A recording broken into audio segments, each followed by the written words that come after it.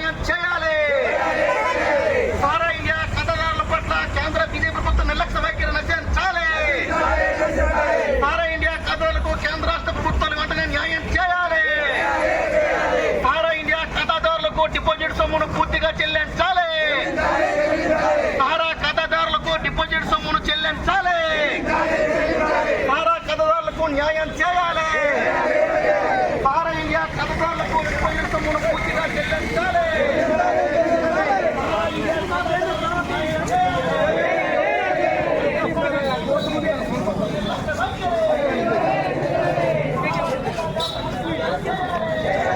పూర్తిస్తే payment వెంటనే చెల్లించాలి.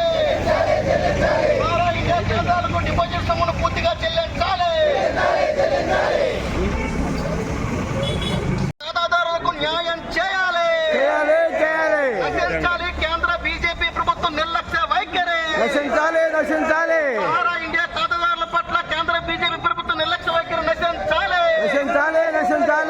రాష్ట్ర ప్రభుత్వాలు సారా ఇండియా బాధితులకు న్యాయం చేయాలి. సారా ఇండియా ఏజెంట్లకు బాధితులకు పూర్తి పరిహారం వెంటనే చెల్లించాలి. సారా ఇండియా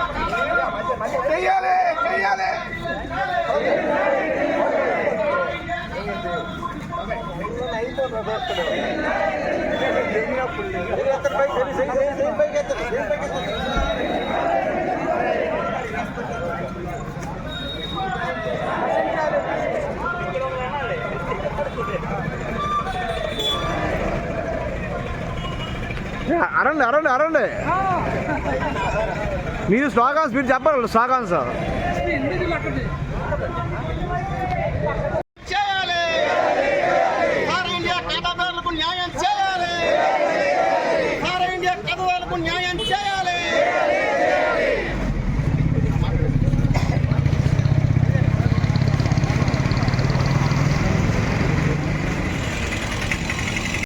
ఈరోజు సారా ఏజెంట్లు ఖాతాదారులతో శ్రీకాకుళం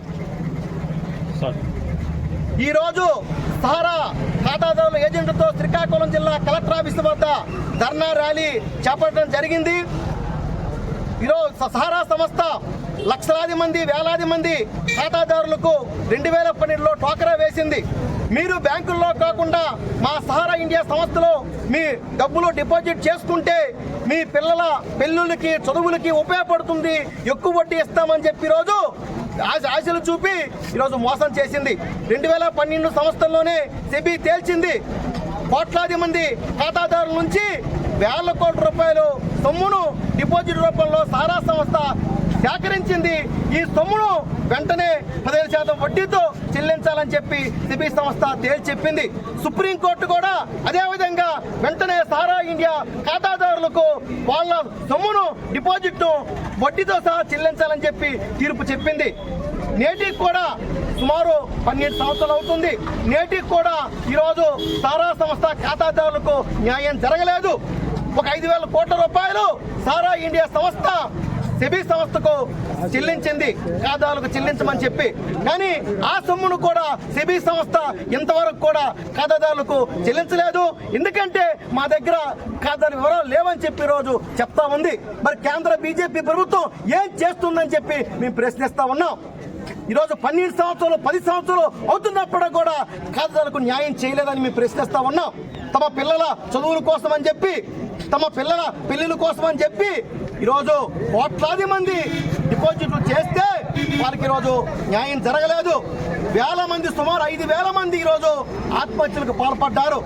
ఈరోజు శ్రీకాకుళం జిల్లాలోనే సుమారు 500 కోట్ల రూపాయలు ఈరోజు సొమ్మును ఖాతాదారులకు చెల్లించాల్సి ఉంది. ఇప్పటికైనా సరే కేంద్ర ప్రభుత్వం న్యాయం చేయాలా.